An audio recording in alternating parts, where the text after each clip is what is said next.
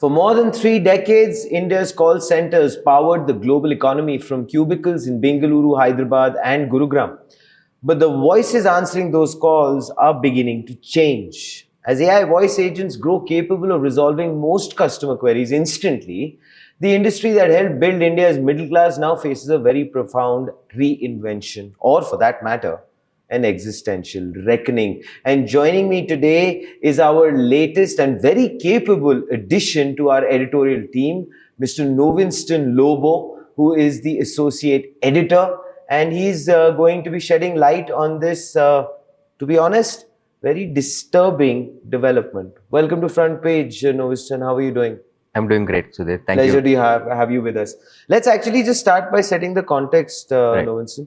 It's been a $50 billion industry employing more than 2 to 2.5 million people, right? Yeah, And for almost, I believe, maybe 3 decades or more, true. it's been roaring. Yeah. And now, unfortunately, it is dying a very natural or maybe an unnatural death. What do you have to say? Yeah, so BPO in India and data entry segments in India defined what IT services are right now. Like, let's talk about early 90s or early 2000s for that matter. BPO segment and the data entry segment, any customer related interactions anywhere around the globe came from India. Yep. It provided Indians always long for economical or job stability. For Indians who could not find that in government services, they found it in BPO services. Sure. You could stay in a BPO company for about a decade, and then you did not even think about jumping another company. There was growth, I believe. Exactly. No, Winston? Yeah. I mean, people were happy. But right now, the BPO segment, unfortunately, it's about to go to the museum. That's the phase we are going in right now. According to the Niti Aayog report, the job loss is going to be massive. You want to put a number to it, quantify? Yeah. So, in early 2020s, almost 4 million people were employed. But shift to a decade, by 2030, Niti Aayog says there will be only 1.8 million people employed. This is a Niti Aayog report, but experts say this number will even come down drastically because AI is also evolving. What do you AI is expect? also Yeah, learning. that's a very valid point. AI is evolving. People are shifting towards AI in a bigger way. What is your estimation? How I much think it will fall come back? down less than 1 million. Oh, wow. Yeah, there won't be any voice agents or human agents talking to customers anymore. I think it will be just a human agents who will be monitoring all those systems. Understood. That's about it. Understood. There won't be, because right now there are companies, especially in India, who are building software tools to use empathetic voice. You won't even differentiate it if it's a robotic voice anymore. True. Because in the past 5 years, there are a lot of companies deployed robotic voices. Let's say for a simple reminder of EMI, Yeah. or a simple reminder of loan or credit card bills and stuff like that. Sure. But people understood those are robotic voices.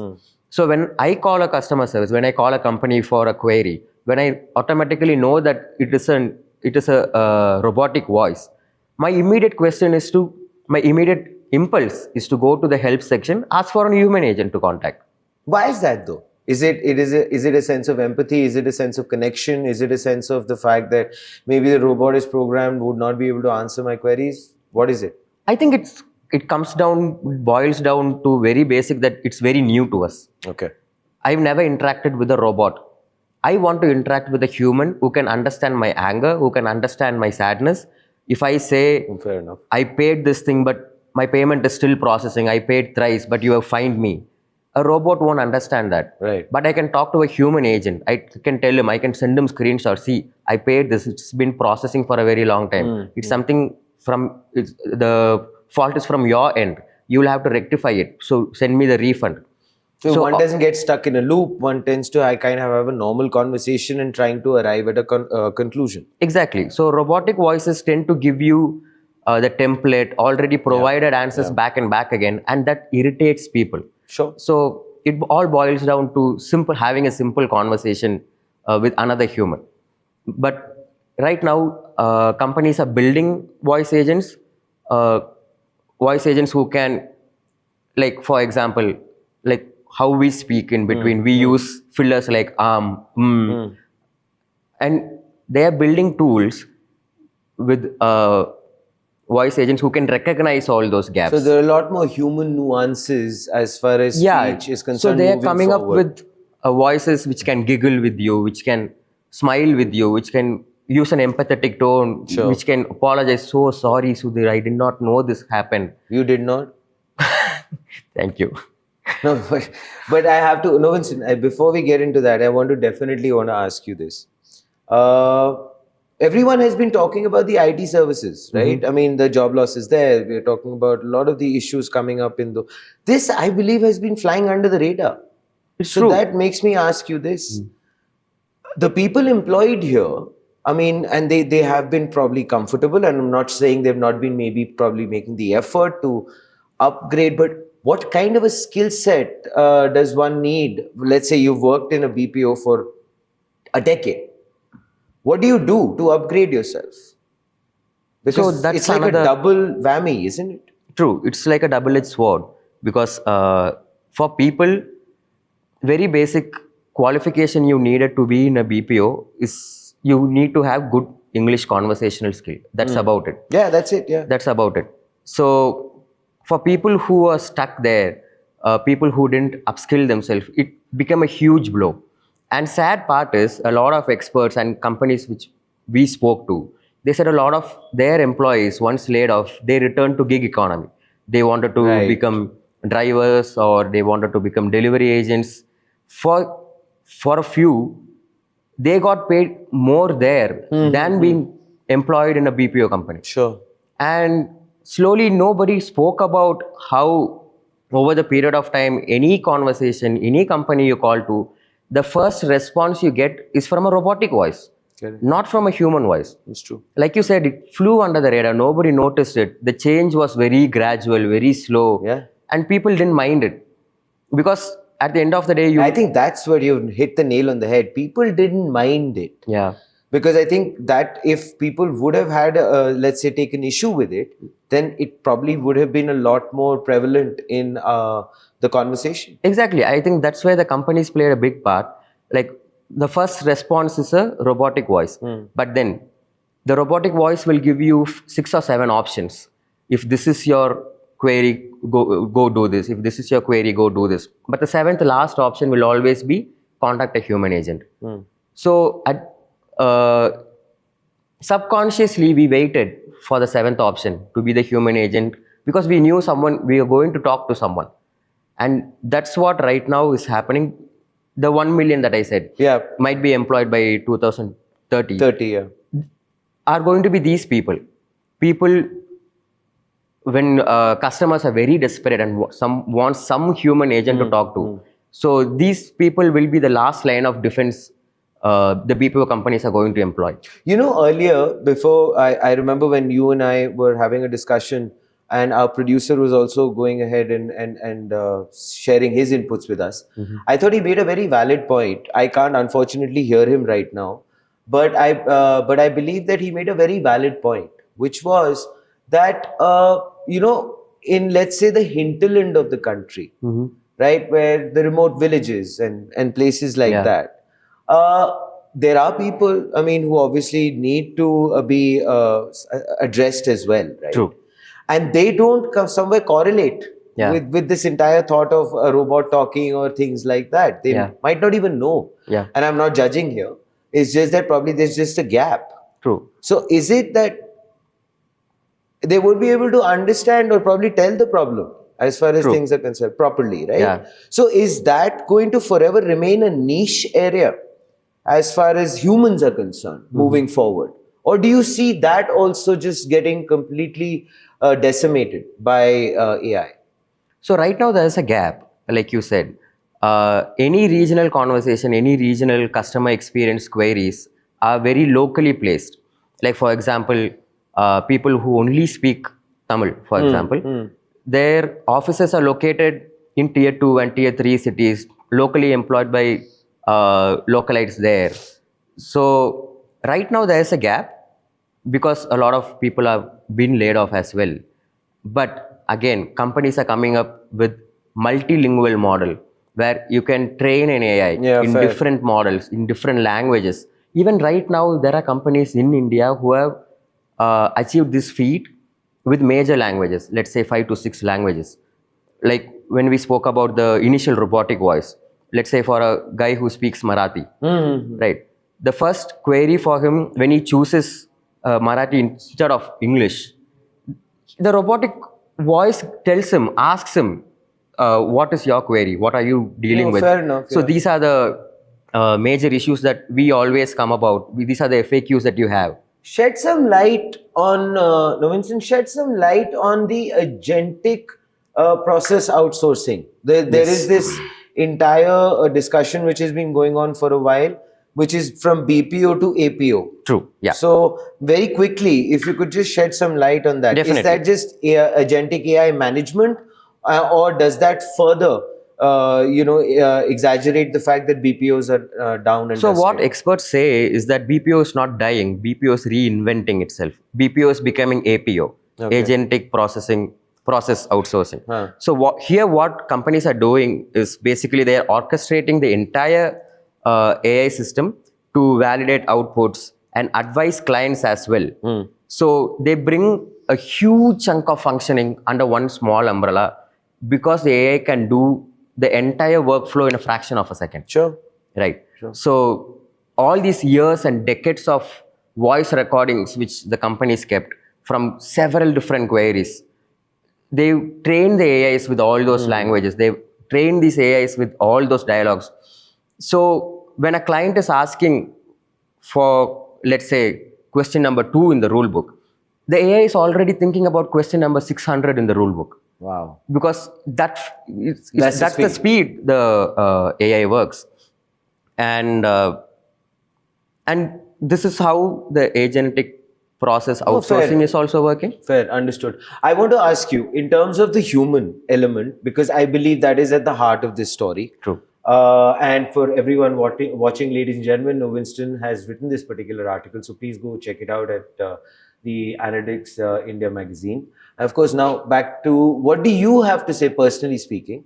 Because that's a huge number we're talking about. That's more than 15 to 20 lakh jobs True. that are suddenly going to be wiped out. Yeah.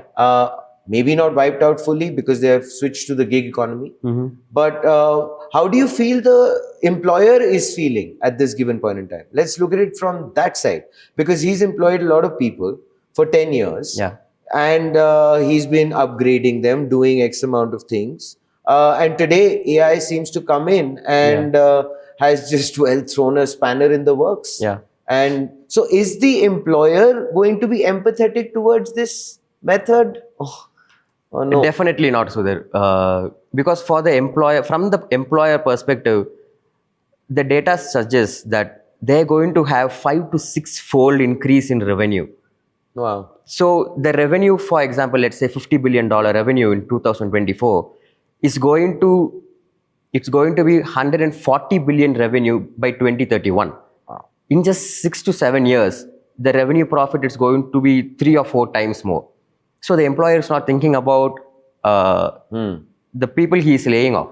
He's just looking at the profits, the revenues. Because one expert we spoke to, he said, let's say it costs $6 per hour. Sure. A client is paying, outsourcing company, $6 per hour. With AI, he's just paying $1.5 or $2 per hour. So that's the revenue and the profit the employer is making. So from the employer perspective, there's no empathy per se. So that means, I guess, we've been forever been tom-tomming about this for so long on FrontPage, which is the fact that one needs to upskill, one needs to upgrade. But this particular job skill, for example, does not really have too much of leverage to upskill as well, right? Working in a BPO, like you mentioned. True. So only very few people in the past half a decade or let's say 7 years who realized that the BPO sector is dying. They shifted their career stream. A lot of people went into analysis because they used to process a lot of data. Sure. Those data were manually entered. Right now, AI has replaced that as well. For example, when a client is calling, when a customer is calling, while answering the queries, the AI in the back end is filling the data as well. So the data entry job is also gone. So people who used to work in data entry and customer relation, they shifted to data analytics, data processing, statistics based, and they kind of went a lot of middle management But AI is coming professionals. for that as well, no, Winston? It is. So for them, from their perspective, they've had a career change in the past 7 years. From there, it's just a life net. Okay. From there, they can pull it Understood. up, change to another career. Makes sense. So that's how it's going to go. What is that one thing you feel that one needs to do in a situation like this? Because I believe it is, well, relatively drastic. Yeah. Philippines is completely beating us because True, yeah. a lot of this work is going to the Philippines because they're even cheaper than Cheaper, us. yeah. Right. True. So what should we, as an industry or as an ecosystem, do in India specifically? Should we say, all right, it was a wonderful journey and let's just enjoy our last swan song? Or is there a way that we can maybe make some amends, we can upgrade, we can do something? I don't think there's no way to make amends to it. I think it's time to say goodbye to this sector. Don't do this, no Winston. Because a lot of companies, they are not prioritizing. And you said it with such surgical precision as well. Exactly, because that's what the companies we spoke to, they are talking about it. We don't want to be India don't want to be associated with the BPO sector anymore. What is it that they want to be associated with? India wants to be in par with, we had the AI summit here. Yeah. India wants to be in par with the global par. Like anything tech, we are able to do it. Because obviously any other global country Fair that point. grew on the tech basis were built on Indians. So they want to do it in the home ground as well. So we want to be top notch in AI. We want to be top notch in DRDO. So that's the angle we are focusing on right now. In fact, a senior venture capitalist said during the AI summit, he said, even IT services and BPO will die by 2030. So that's the phase India is shifting completely towards. Even IT services people don't want to associate with. People want to associate with AI, MLOps, and the trajectory has changed completely. Because What would you like to say to a lot of the people who are watching right now, are stuck probably in a weird catch-22 situation, don't know what to do? Because you have been speaking to a lot of experts, and I believe yes. if you could maybe share something with them, some knowledge base, that I think will it all probably help them. Yes. So I think it all boils down to researching what type of job roles will be there in the next decade, because even the next 5 years is unpredictable. You need to think about the next 10 years, jobs that will persist in your own field, your own career, and then make a shift towards it. Not necessarily upskill, make a career change also if needed be, because upskill has become a... It's a very nice, happy buzzword. Yeah, exactly. A lot of people don't know what to upskill to. Yeah, exactly. So that's where industry experts say you need to keep an eye or look out for people who can mentor you. So that's where it comes down to. You need to have someone to talk to about in the career, because everything is changing right now. Sure. And either we change with the change or we just get stuck. Fabulously put. Well, there you have it, ladies and gentlemen. That was Novinston Lovo. It's a pleasure, Novinston, to have you with us for the very first time on FrontPage. Looking forward to meeting you again. I hope you enjoyed your debut here. I did. Definitely scored a century today, so well done. Thank you. And of course, here is our FrontPage take as always. Revenue may rise, but the workforce will shrink. BPO is shifting from people-powered work to AI-orchestrated services. For millions of workers, the real question is how fast their jobs will change. And as Novinston put it, the idea is not to feel stuck. The idea is not to feel dejected. The idea is to get yourself up and keep going. This, ladies and gentlemen, is FrontPage by the AIM Network. Like, share, subscribe, and always remember, think AI, think AIM.